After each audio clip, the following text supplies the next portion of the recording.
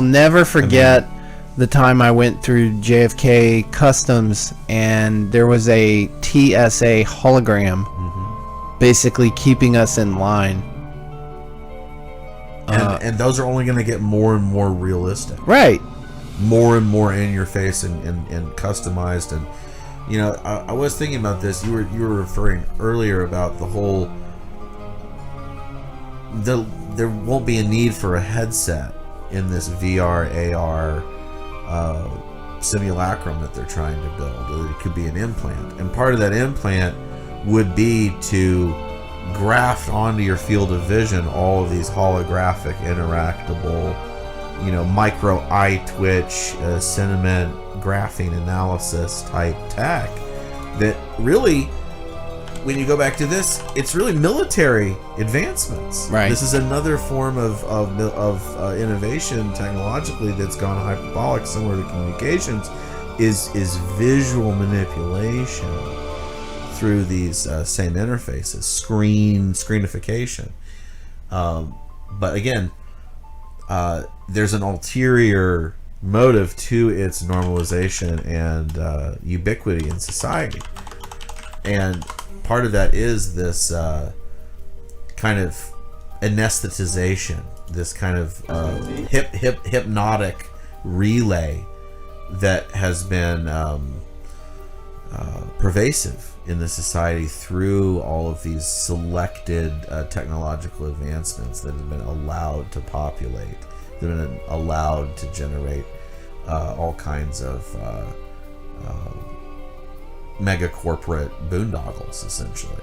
Yeah. And you know, it's absolutely immense. And the media is really one of the biggest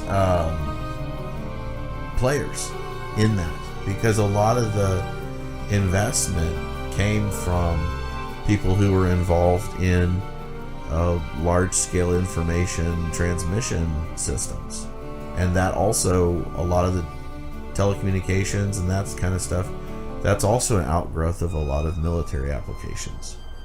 So again, it's this kind of company store, hyper-militarized, top-down command and control economy that they're trying to glamorize. They're trying to turn it into this, you know, paradigm for the new epoch. And, you know, we're going to, you know, transcend the limitations of biology and democracy and individuality and even our own biology to a sort of new vista, a new horizon of possibilities. And again, what really are those possibilities going to look like? I mean, it's not going to be equally distributed, and at the end of the day, it's going to just make the current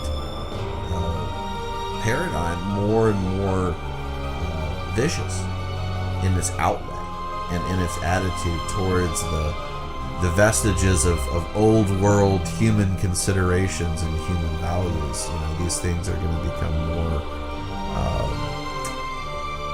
seen as defects to our consciousness. Morality, constraint, biological limitations, all these things have to just go out the window.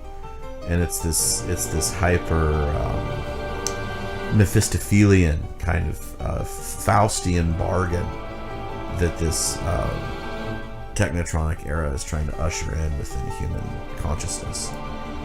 And that's really kind of a long philosophical way of framing the power of mythos in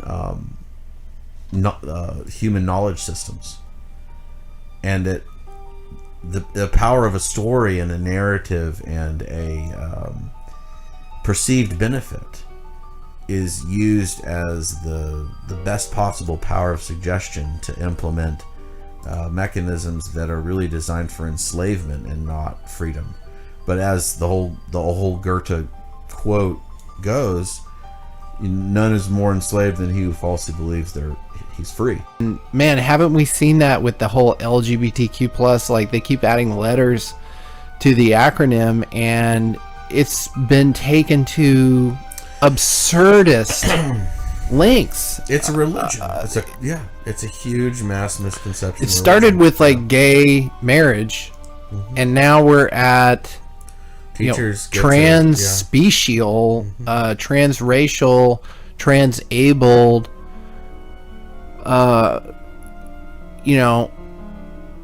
It's just it's reached a feverish pitch.